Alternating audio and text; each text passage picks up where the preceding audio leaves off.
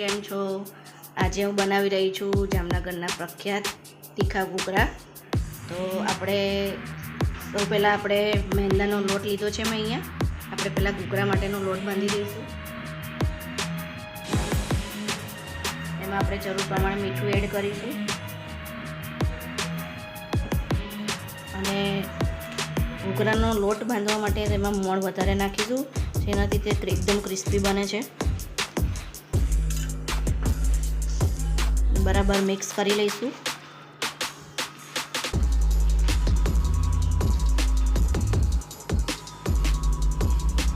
આમાં આપણે મોણ થોડું વધારે એડ કરવાનું છે, એકદમ મુઠ્ઠી વળી જાય એટલું મોણ નાખવાનું છે। હવે આપણે તેમાં પાણી એડ કરીશું જરૂર પ્રમાણે અને તેનો લોટ બાંધીશું। લોટ એકદમ કઠણ બી ના હોવો જોઈએ અને બહુ નરમ પણ ના હોવો જોઈએ, મીડિયમ રાખીશું। તો ફ્રેન્ડ્સ, આપણો લોટ બંધાઈને રેડી થઈ ગયો છે।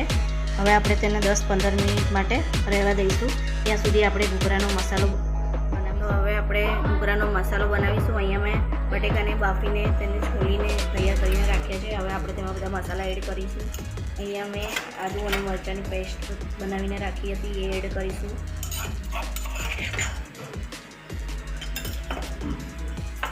હવે આપણે તેમાં બધા મસાલા એડ કરીશું। 1 ટેબલ સ્પૂન મરચું, આપણે 1 ટેબલ સ્પૂન આમચૂર પાવડર એડ કરીશું। અહીંયા મેં બાદશાહનો કિચન કિંગનો મસાલો યુઝ કર્યો છે, એ આપણે લઈશું। આપણે કિચન કિંગ ગરમ મસાલો એડ કરીશું, એ આપણે થોડો વધારે લેવાનો। હવે એમાં થોડા ફ્રેશ ધાણા એડ કરીશું।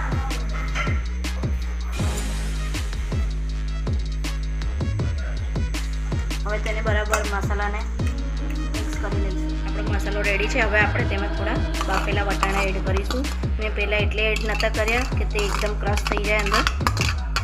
હવે આપણે તેને ઉપરથી એડ કરીશું એટલે થોડા વટાણા આપણા રહે।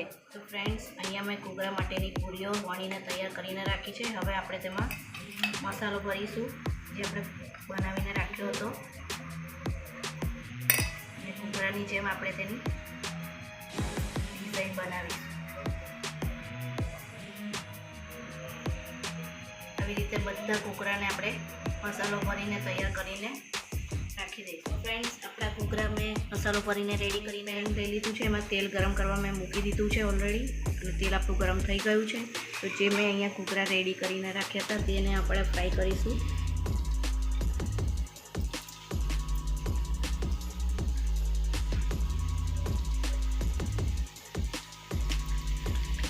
ફ્રેન્ડ્સ, આપણા ઘૂઘરા રેડી છે।